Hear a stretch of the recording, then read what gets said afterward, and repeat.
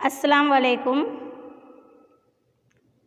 Standard 11 subject economics chapter number 9। आज से हमारा चैप्टर नंबर 9 स्टार्ट होने जा रहा है, जिसका नाम है कौमी आमदनी, जिसे गुजराती में कहेंगे राष्ट्रीय आवक। तो इससे पहले के लेसन में हमने क्या देखा था? लेसन नंबर 8 के अंदर आर्थिक सुधाराओं यानी कि मासियाती इस्लाहात के बारे में हमने जानकारी हासिल की। आज हमारा 9वां लेसन स्टार्ट होने जा रहा है, जिसका नाम है कौमी आमदनी, जिसे गुजराती में कहते हैं राष्ट्रीय आवक। तो इस सबक के अंदर हम सबसे पहले जानेंगे कि कौमी आमदनी किसे कहते हैं। इसके अलावा कौमी आमदनी के बारे में बहुत से मासियातदानों की जो तारीफ़ें हैं वो अलग अलग तरह से पेश की गई है।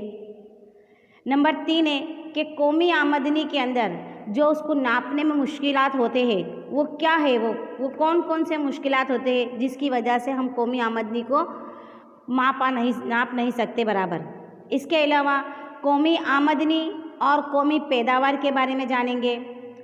कौमी आमदनी मापने के कौन कौन से तरीके हैं ये हम इसके बारे में जानेंगे। इसके अलावा मैंने पहले बता दिया है कि कौमी आमदनी को मापने के लिए कौन कौन सी मुश्किलें पेश आती है, ये भी हम इस लेसन के अंदर जानेंगे। तो कौमी आमदनी क्या है? तो कौमी जो आमदनी है जिसे हम राष्ट्रीय आवक कहते हैं, तो कौमी आमदनी ये इकोनॉमिक्स का एक अहम तस्वुरात है। कौमी आमदनी जो है ये इकोनॉमिक्स माइक्रो इकोनॉमिक्स का एक बहुत ही अहमियत वाला तस्वुरात है। अब कौमी आमदनी किसकी सरगर्मियाँ हैं, यानी कि कोई भी मुल्क की जब हम उसकी मासी हालात को जानना चाहते हैं तो सबसे पहले हमको उसकी जो कौमी आमदनी है उसके बारे में जानकारी हासिल होना चाहिए कि उस मुल्क की कौमी आमदनी कैसी है। अगर मासियात के अंदर कौमी आमदनी में अगर इजाफा होता है तो आम तौर से यानी कि यूँ कहेंगे कि वो देश सही सलामत है, यानी कि खुशहाल है। और अगर मासियात के अंदर यानी कि मासियाती निज़ाम के अंदर अगर उस मुल्क की मासियाती निज़ाम के अंदर उस मुल्क की जो कौमी आमदनी है कम है, तो समझना है कि वो देश क्या है, बदहाली की अलामत होता जा रहा है। तो मासियात के यानी कि जानने के लिए जो कौमी आमदनी है ये सबसे इसकी मेन अलामत है, और उसको जानने के लिए सबसे पहले जो मुल्क है, जिस मुल्क की हम मासियाती हालत जानना चाहते हैं उसकी हमको कौमी आमदनी जानने के लिए सबसे पहले मार्केट के अंदर यानी कि बाज़ार के अंदर उस मुल्क की जो व्यापार है उसके जो नापने का यानी कि जो बेच रहा है उसकी कौमी आमदनी कितनी है, इसका नाप को हमको जानना बहुत ज़रूरी है। इसके अलावा कौमी आमदनी है ये दो के ऊपर दारोमदार रखती है। एक तो हाल के भाव के ऊपर यानी फ़िलहाल अभी भाव कितना है, और दूसरा बाज़ार के भाव के ऊपर, जिसको हम गुजराती में कहेंगे स्थिर भाव। ये दोनों के ऊपर कौमी आमदनी दारोमदार रखती है। और कौमी आमदनी को जानने के लिए ये है GNP, GNNP, GDP, NDP जैसे ख्यालात अहम माने जाते हैं जो आगे हम पढ़ने वाले हैं। इसके अलावा अगर दो मुल्क के दरमियान के अंदर अगर दोनों का मुकाबला किया जाता है तो ये तमाम के तमाम का इस्तेमाल हम करते हैं कि हमको उसे किस तरह से मापना है और उसके मापने के तरीके कैसे हैं। और मापने के तरीके मैंने पहले बताया कि अलग अलग तरीके से इसको नापा जा सकता है। मुल्क की सरमाया आमदनी को जानने के लिए उसकी हकीकी आमदनी है उसको भी जानना बहुत ज़रूरी है। तो ये तमाम के तमाम बातें हम इस कौमी आमदनी यानी कि राष्ट्रीय आवक नेशनल इनकम में हम पढ़ने वाले हैं। तो ये मैंने तुमको आप सबको सबसे पहले तमहीद बताई कि इस लेसन में हमको क्या क्या पढ़ना है। अब सबसे पहले हम जानेंगे कि राष्ट्रीय आवक नो अर्थ। हम पढ़ने वाले तो है राष्ट्रीय आवक, लेकिन राष्ट्रीय आवक के बारे में मैंने आपको बता दिया कि राष्ट्रीय आवक मासियात का बहुत ही यानी माइक्रो इकोनॉमिक्स का बहुत ही अहम तस्वुरात है। अगर कोई भी मुल्क की देखनी हो तो सब मैं आपको पहले तमहीद बता चुकी हूँ। अब सबसे पहले हम देखेंगे कि कौमी आमदनी किसे कहते हैं।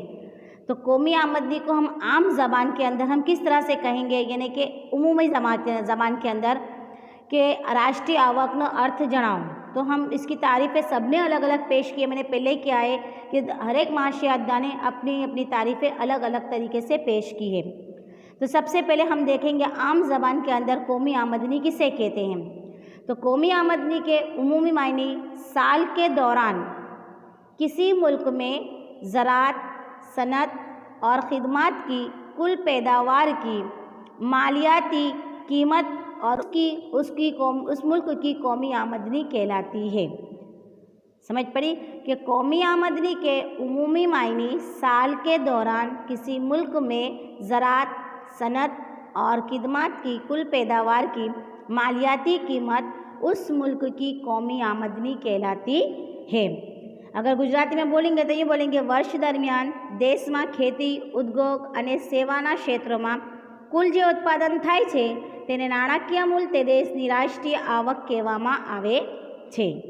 तो हम जब भी कहेंगे कि भारत की कौमी आमदनी 128 लाख करोड़ रुपए थी, कितने है 128 लाख करोड़ रुपए है।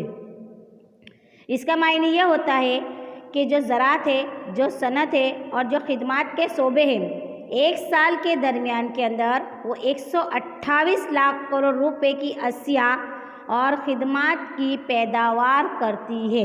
बड़ी समझ कि हम जब कहते हैं कि भारत की कौमी आमदनी 128 लाख करोड़ रुपए है, तो इसके मायने ये होते हैं कि साल के दरमियान भारत जो है वो ज़राअत, सनत और खिदमत के जो शोबे हैं उसमें एक साल के दरमियान 128 लाख करोड़ रुपए की अशिया और खिदमत का पैदावार करता है।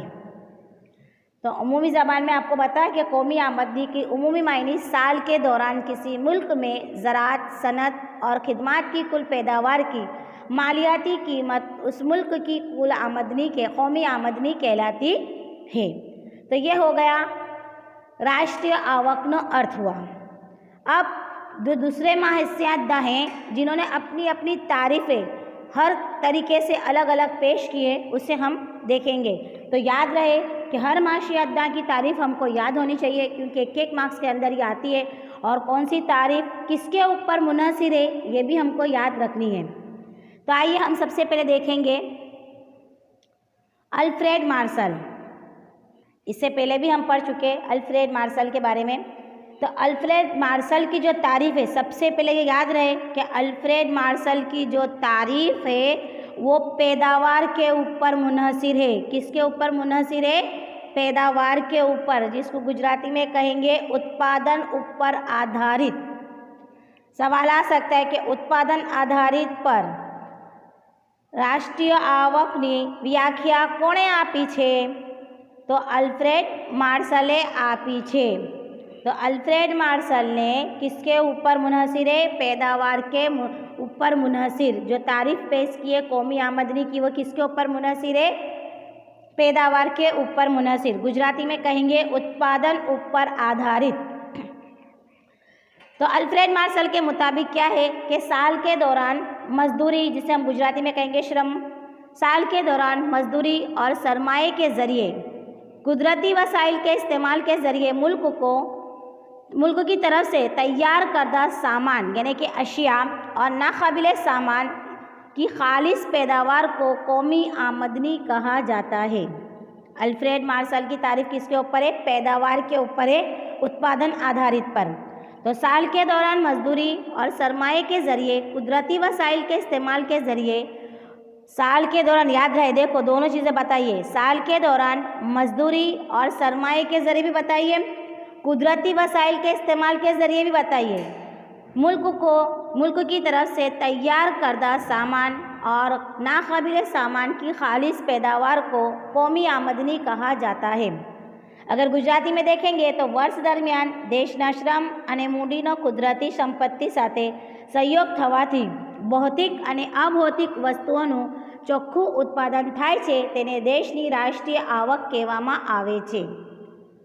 अब ये तारीफ अशिया और खिदमत और खालिस पैदावार के ऊपर भार डालती है, बोझ रखती है। मैंने पहले ही बताया कि मार्शल की जो तारीफ़ है, अल्फ्रेड मार्शल की तारीफ़, वो पैदावार के ऊपर मुनहसिर है। तो अल्फ्रेड मार्शल ने ये तारीफ पेश की। अब इसके बाद आएगा अर्विंग फिशर। तो अर्विंग फिशर की जो तारीफ है वो इस्तेमाल के ऊपर मुनहसिर है। किसके ऊपर? इस्तेमाल के ऊपर, यानी कि वपराश ऊपर आधारित है। तो अर्विंग फिशर ने जो कौमी आमदनी की तारीफ पेश की है वो किसके ऊपर मुनहसिर है?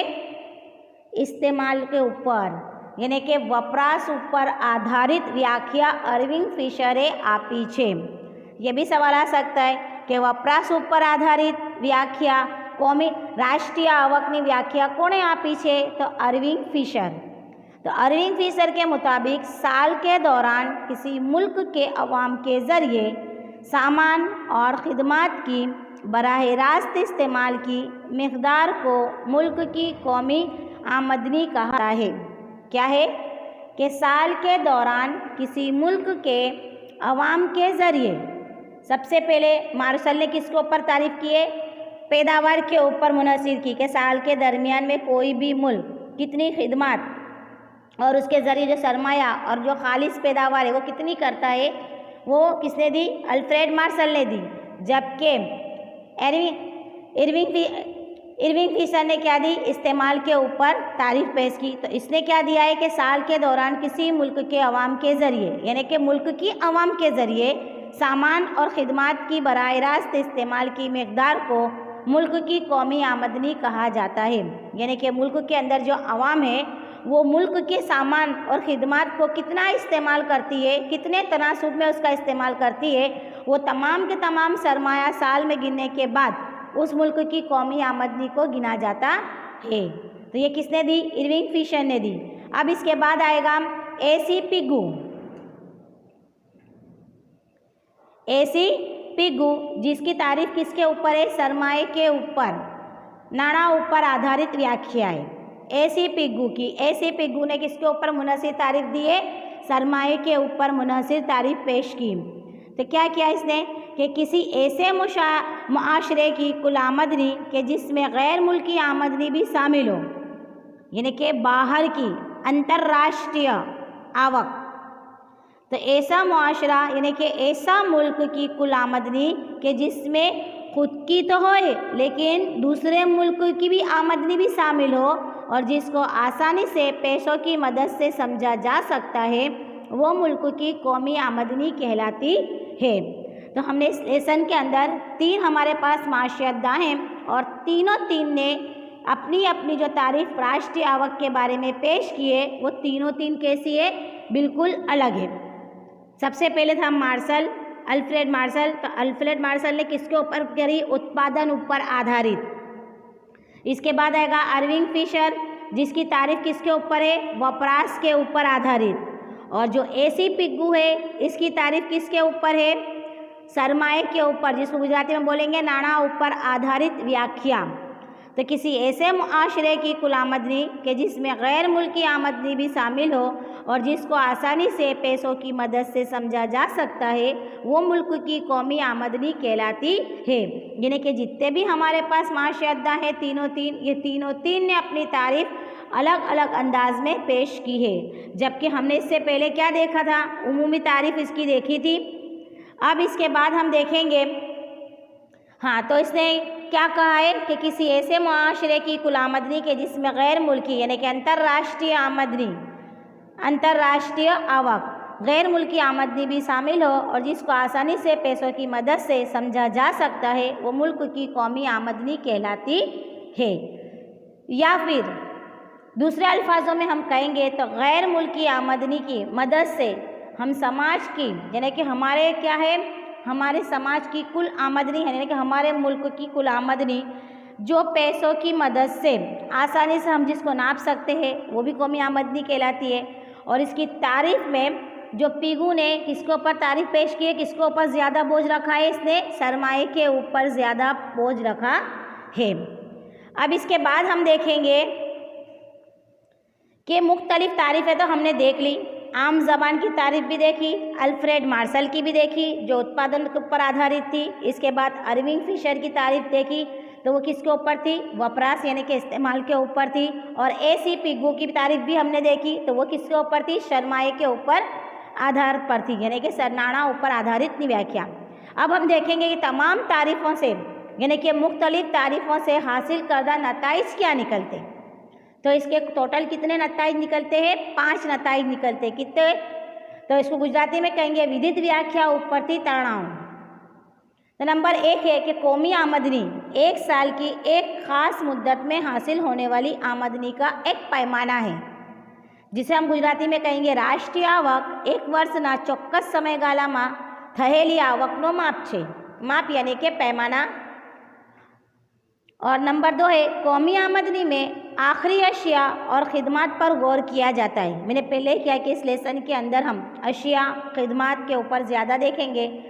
और नंबर 3 है कि आखिरी सामान और ख़िदमत की जो मालियाती कीमत वो कौमी आमदनी है, क्योंकि तीनों तारीफ़ अपनी अलग अलग पेश की है। देखो अंदर अशिया भी आ गई, ख़िदमत भी आ गई, उसका पैमाना भी आ गया, इसके अलावा मालियाती कीमत भी आ गई। नंबर 4 है कौमी आमदनी को फरसूदगी में कमी के बाद समझा जाता है। और नंबर 5 है अशिया और ख़िदमत की पैदावार इस्तेमाल होनी चाहिए। अगर अशिया और ख़िदमत की जो पैदावार है अगर उसका इस्तेमाल होता है तो ये कौमी आमदनी कहलाएगी। तो ये किसकी थी? कौमी आमदनी के ऊपर उत्पादन के इस्तेमाल के ऊपर ये तारीफ़ एरविंग फिशर की थी, यानी कि तीन जो माशियात थे उनकी तारीफ़ के ऊपर से ये 5 पॉइंट यानी कि जो 5 नताइज हासिल होते थे। अब इसके बाद हम नेक्स्ट पीरियड में देखेंगे राष्ट्रीय आवक और राष्ट्रीय पैदाश हम नेक्स्ट पीरियड में देखेंगे, यानी कि कौमी आमदनी और कौमी पैदाश ये हम कब देखेंगे? नेक्स्ट पीरियड में देखेंगे। इसलिए जो तीन मैं बार बार कह रही हूँ कि जो तीन माशियात हैं ये तीन माशियात की तारीफ़ हमको याद रखनी है। और जो तीन ने अलग इस पर मार्शल ने उत्पादन के ऊपर दी, एरविंग फिशर ने वपराश ऊपर दी और AC पिग्गू ने नाणा ऊपर आधारित व्याख्या आपी। तो हम नेक्स्ट पीरियड में देखेंगे कौमी आमदनी और कौमी पैदाश।